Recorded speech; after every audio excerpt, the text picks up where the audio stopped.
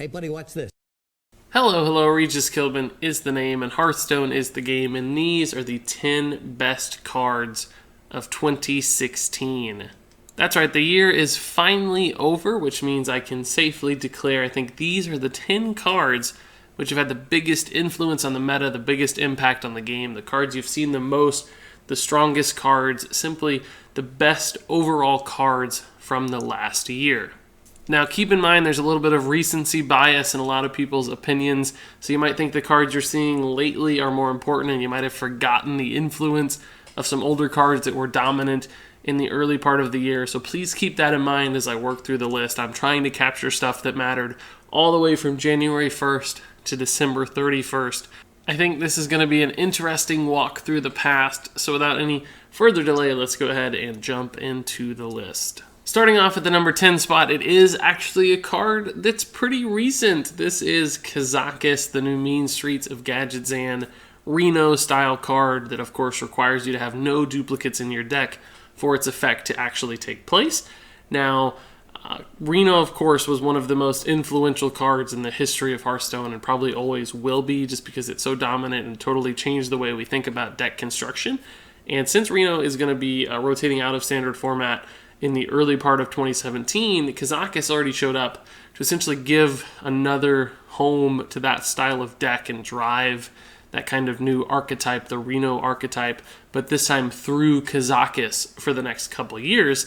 And even though he's only been out for about a month at the time of this video's publication, he has still had a major impact, changing the ladder, shifting us away a little bit from the dominance of mid-range shaman, reintroducing that Reno style by pumping some extra life and extra power into those decks, most predominantly with a Reno warlock and Reno mage taking powerful prominent spots in the meta where they hadn't always been before. Plus, of course, not only is this card good now, but it seems like it's going to be great forever. It's just a good, strong card that's obvious already at this point. So I don't think Kazakhs is going to be going away anytime soon. He's already had a big impact, and he ended the year with a big bang, essentially really taking hold of the meta and having that prominent, powerful influence.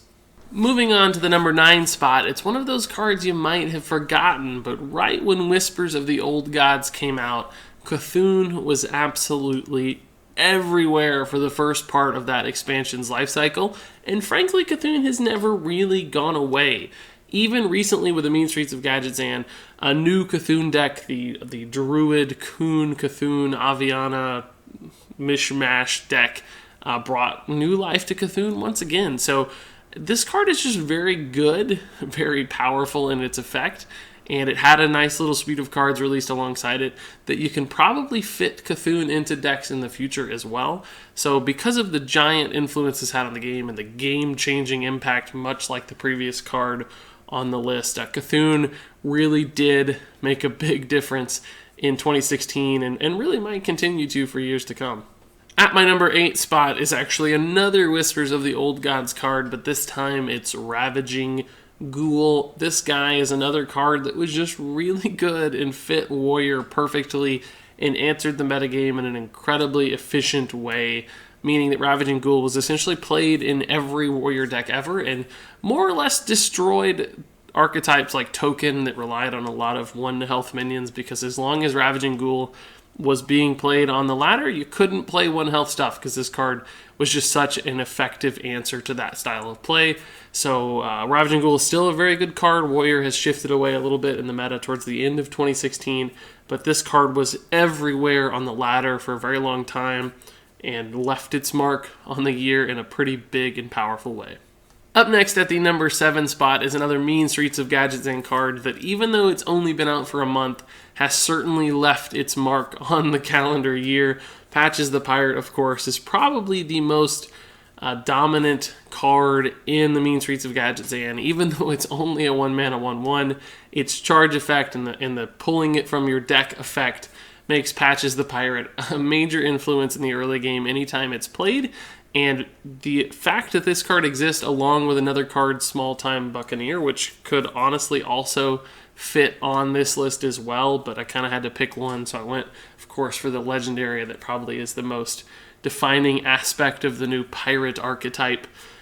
This card and that one both have just created a slew of new decks that rely on early game pirate synergy, most prominently Pirate Warrior and the variants thereof, but this also shows up in stuff like Rogue and Shaman very consistently on the ladder. So Patches the Pirate is basically everywhere, and frankly, as long as this card exists in its current format, I think it's going to be an early game combo piece for any deck that is aggressive at all and runs any weapons at all. So Patches the Pirate has been an incredible influence on the ladder and pretty quickly became somewhat of a hated card towards the end of 2016.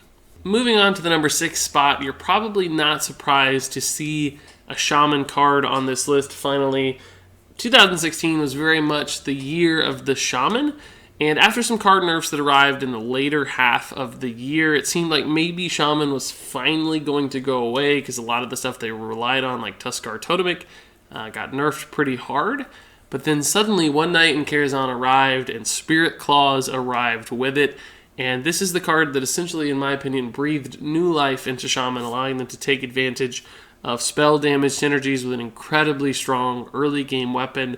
Maelstrom Portal is another card that could actually fit on this list in a similar way, but I think Spirit Claws has been more defining because it's got even better with Patches the Pirate and all the pirate stuff that arrived with Mean Streets of Gadgetzan at the end of the year. So Spirit Claws breathed extra new life into Shaman that it didn't really need since it has been so dominant. But this card has been one of the strongest pieces of Shaman throughout the year. On to the number 5 spot. Believe it or not, it's actually a Hunter card.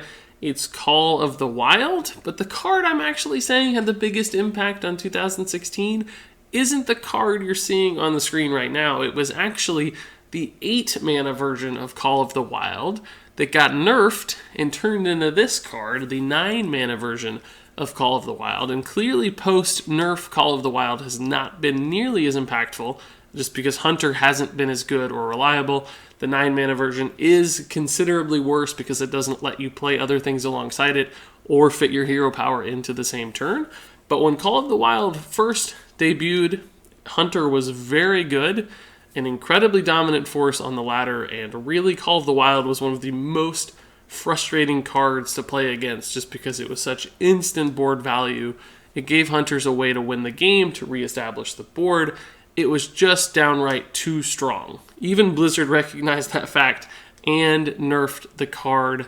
You might have forgotten just how good this card was, but that would be a mistake because Call of the Wild was one of the most influential cards in 2016. For my number 4 card, it is Fandral Staghelm, arguably, I think, one of the best legendaries that was introduced in 2016, with Whispers of the Old Gods, of course. This guy has just become an instant overnight staple of Druid. Druid was in a spot where without the combo of Force of Nature, Savage Roar, it seemed like Druid maybe didn't have a great way to contest or just be competitive on the ladder.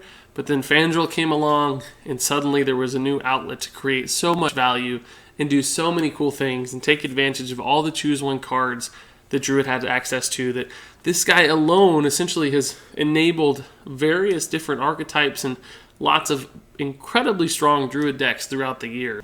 And now it's time for my top 3, starting off with the first card so far that didn't actually debut in 2016.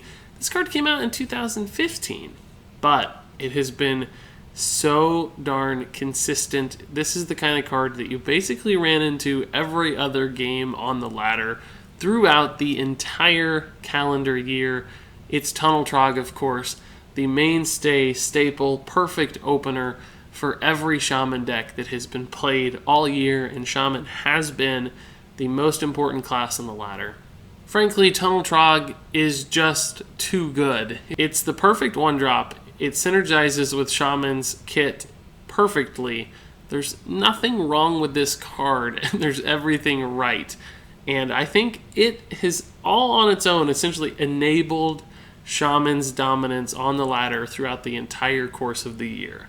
I don't know that it's necessarily a healthy card for Hearthstone. It is going to be rotating out of standard format before too long, so we'll see what kind of impact that has on Shaman's relevance. I think it will have a significant and substantial one. But ultimately, Tunnel Trog has just been the card for 2016. At my number 2 spot is another League of Explorers card, another 2015 card, but Brann Bronzebeard, I think, has silently, quietly almost been the most played, most utilized, most important card of 2016, if not quite the best. This guy just fits into so many different kinds of decks. It has an effect that's surprisingly good across the board, whether you're playing faster decks, slower decks, control decks. It seems that no matter what cards you put around Brann Bronzebeard, he's going to find a way to work and just be a solid, consistent, reliable part of your deck. So even though he's maybe not the most frustrating card to play against, maybe not the most obvious selection for this list, not the card you think about defining the year, I still like to argue that Brann Bronzebeard has been one of the strongest, most important cards of 2016 anyway. But he's not the best card of 2016. That sole honor belongs to Yogg-Saron. Hope's End. Praise Yogg. 2016 was the year of Yogg-Saron. It may not have felt like it near the end of the year after Yogg got nerfed, because do remember that pre-nerf, Yogg-Saron could kill himself and continue casting spells. So even if the first thing he did was fireball himself, he might cast 10 or 15 more spells and still make an insane impact on the board, doing things like drawing you cards, clearing your opponent's minions, killing your opponent. He had a well above average net positive effect on the game. He was essentially a Hail Mary pass that you put in your deck. It gave you a chance to win. It gave you a chance to swing the board in almost any kind of deck that could afford to run a 10-drop as far as curve is concerned. Yogg-Saron was a good fit. He was dominant, influential, impactful. He was frustrating because just he was so random and he could steal games right out from under you. On the other side of the coin, of course, he could win you games that were otherwise unwinnable. So Yogg-Saron certainly became a point of discussion in the competitive meta, in tournaments and so on and so forth, because he was winning games that otherwise shouldn't have been won and frustrating really high-end, high-level players. So he was discussed, he was disgusting, he was darn right important and influential, and I think left a bigger mark on the year than any other card. Even though in the second half of the year, you haven't probably seen Yogg-Saron very often, you can't forget just how good this card was when he was not nerfed, when he was in play. Yogg-Saron was incredible. He was undoubtedly, to me, the best card of 2016. And that's going to do it for my top 10 cards of 2016. I'm sure you've got some complaints with my list. You probably think the order's all wrong. You think I forgot some cards. I have to say, this was very tough to define this list. There are a lot of good cards that didn't make the list that I thought deserve some recognition. Stuff like Barnes, Emperor Thorison. There were a lot of good cards in 2016 that made big impacts. So I'm sure your arguments are valid. I'd love to hear your thoughts. Share in the comments below what you think the top 10 cards of 2016 were. What was your most hated card? Your favorite card to play? What do you think was the most popular card to see on the ladder? I'd love to hear it all, so share that in the comments below. But thank you so much for watching, and until next time, game on.